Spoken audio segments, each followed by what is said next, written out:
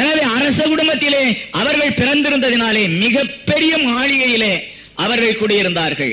நேரி பிரபுக்கள் குடும்பத்திலே பிறந்து வளர்ந்த கத்தோலிக்க பெண்மணி. இவர்களுக்கு தலைச்சன் பிள்ளையாக பிறந்தவர் தான் அந்தோனியார். 8வது நாள் ஆலயத்திற்கு எடுத்து சென்றார்கள். ஞானஸ்நானம் கொடுத்தார்கள். ஞானஸ்நானம் கொடுக்கின்ற பொழுது அவருக்கு கொடுக்கப்பட்ட பெயர் என்ன தெரியுமா? பெர்தினாந்து. அந்தோனியா அல்ல. அந்தோனியார் என்று சொல்லப்படுகின்ற சிறப்பு பெயரானது இவர் கொடுக்கப்பட்ட காலம் பின் வருகின்ற நாட்களிலே நாம் பார்க்க போகின்றோம். ஏன் அந்தோனியார் என்று இவர் பெயர் பெற்றார்? ஏன் இவருடைய பெயர் பெர்தினாந்து என்பது மறைக்கப்பட்டது, சமுதாயத்திலே வரலாற்றிலே மறக்கப்பட்டது என்பதற்கு ஒரு காரணத்தை, வரலாற்று காரணத்தை பின்னால் நான் கூறுகிறேன். ஆனால் இப்பொழுது அவர் பிறந்து 8வது நாளிலே ஞானஸ்நானம் கொடுக்கப்பட்ட பெயர் பெர்தினாந்து. இந்த ஞானஸ்நானம் கொடுக்கப்பட்ட தொட்டியின் கீழே எழுதப்பட்டிருக்கின்றது, ஜென்ம மாசு கரைகள் அனைத்திலிருந்தும் எங்கள் புனிதர் அந்தோனியார் கழுவப்பட்ட இடம் இதுதான் என்று எழுதப்பட்டிருக்கின்றது. அவர் வசித்து வந்த மாளிகையிலே எழுதப்பட்டிருக்கின்றது, இவ்வுலகிலிருந்து பரலோகத்திற்கு எடுத்துச் செல்லப்பட்ட அந்த உத்தமரான புனித அந்தோனியார் பிறந்த இடம் இதுதான் என்று அங்கே எழுதப்பட்டிருக்கின்றது.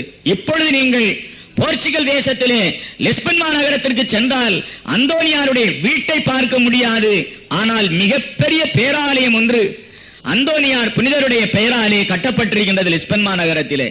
அப்படிப்பட்ட பேறு பெற்ற குடும்பத்திலே பிறந்தவர் புனித அந்தோனியார் பெர்தினாந்து. ஆனால் அவர் பிறந்த காலமானது அமைதியான காலம் அல்ல.